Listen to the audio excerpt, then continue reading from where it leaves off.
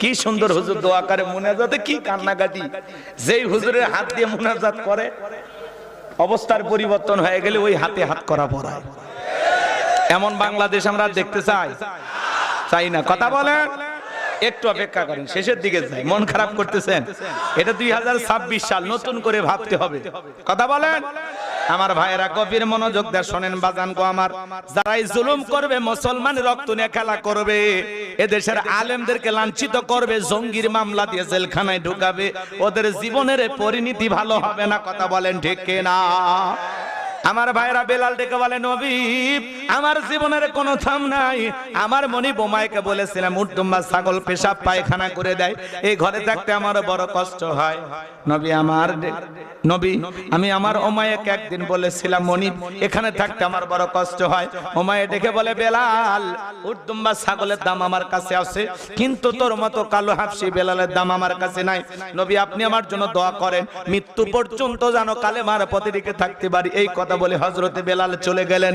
পরদিন সকালবেলা সূর্য উদয় হয়েছে, অনেকটা বেলা হয়ে গেছে।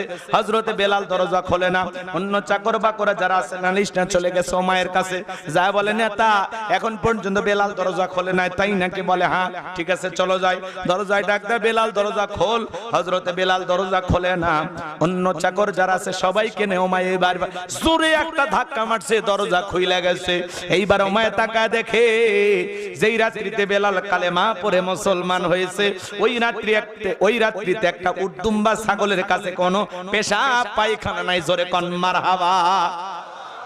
এইবার ওমায় ডেকে বলে, চাকরের দল বেলালের বিরুদ্ধে মিথ্যা অভিযোগ দাও। তোমরা যখন ঘুমাচ্ছিলে বেলাল তখন ময়লা আবর্জনা পরিষ্কার করেছে, তাকায় দেখো না একটা উটদুম্বা ছাগলের কাছে কোনো পেশাব পায়খানা নাই, যাও নিজেদের কাজ করো। এই কথা বলে ওদেরকে তাড়িয়ে দিয়ে এক পা দুপা করে বেলালের কাছে চলে গেলেন। হযরতে বেলাল দেয়ালে পিঠটা লাগাইয়া জিহ্বা নাড়ায় জিকির করতেছে কার? এবার হযরত বেলালকে হালকা করে ধাক্কা মারছে, যখন জবান দিয়ে কালেমার আওয়াজ বের হয়েছে তখন এইবার ডেকে বলে, বেলাল তোর জবান দিয়ে কি শুনলাম, তুমি কি মুসলমান হয়েছো? হযরতে বেলাল ডেকে বলে, মুসলমান হয় যারা মিথ্যা কথা বলতে পারে না তারা, অকুলু কওলান সাদীদা। আল্লাহু আকবার। মুসলমান হবে যারা সত্যবাদী হবে তারা। মুসলমান কখনো মিথ্যাবাদী হতে পারে না। আমাদের সমাজে মিথ্যাবাদী আছে না নাই? বারা পেটে মিথ্যা, খালি পেটে মিথ্যা, ঘুমানোর আগে মিথ্যা, ঘুম থেকে উঠেও মিথ্যা। মিথ্যা বলতে বলতে চেহারা বেঁকা হয়ে গেছে, এক পা কবরে চলে গেছে। এত মিথ্যা কথা বলে শয়তান পর্যন্ত